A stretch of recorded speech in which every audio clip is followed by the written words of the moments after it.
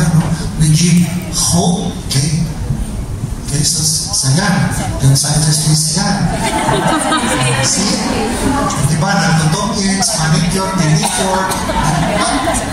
They are still part of our church, that's simbahan. And we have to reach them out.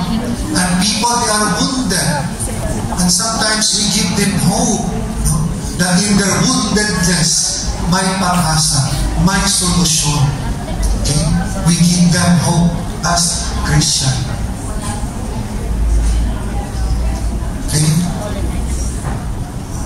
Okay, so hope. Okay? So that's why, diba, sa Pilipinas, diba, yung pagpasko, masaya pagkasama ang pamilya. So tatahin natin to, si JR, para maranasan natin yung Pasko sa mas malayo, but we are one family. Okay? So, pero pag Pasko, we always remember family. But we are the family of God. Ibig sabihin yung origin natin. We remember our origin. And our origin is God. So Christmas is about our Christian family. Christmas is not about our family. Ang pamilya, the family, reminds us our origin, right? But we have our true origin. Saan tayo nanggaling? Kay Lord. That we are children of God. Okay? So, that is our origin. That's why kinakanta ko. So, araw ng Pasko. So, one video yan. Manatin na. So, ayan, para iba nakatulog. Ayan.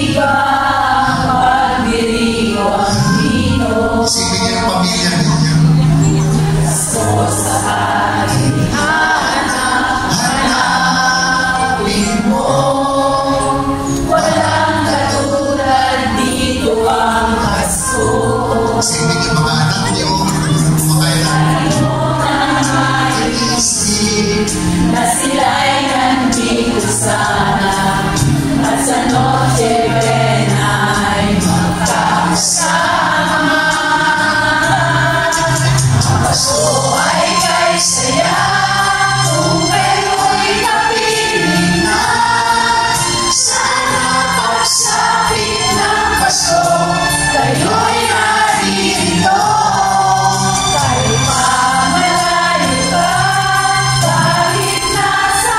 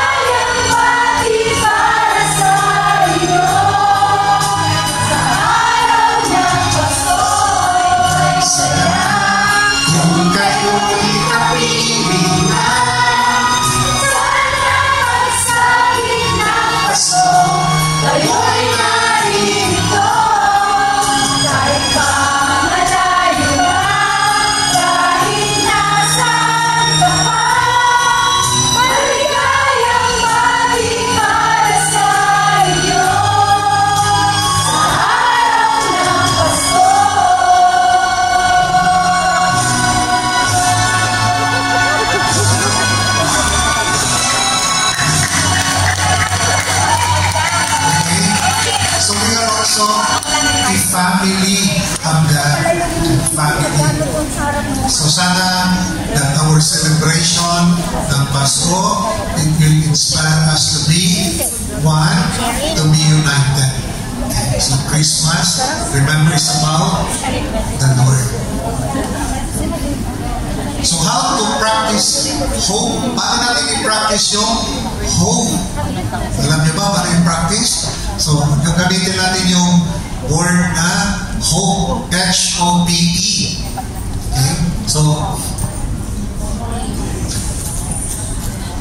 number one, aim for holiness. Yung H, holiness, yung kabanalan. Sabi ni Mother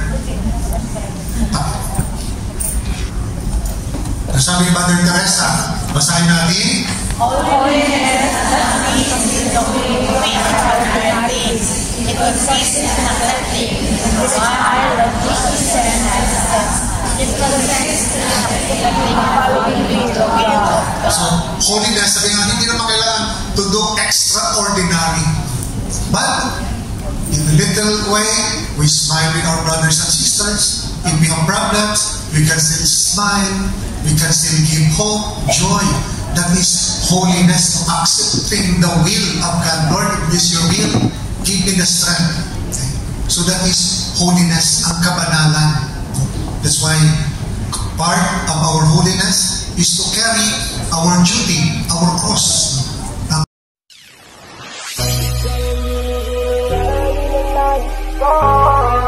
Marikit na dalangin ko, kang magbigay ng kulay sa aking mundo.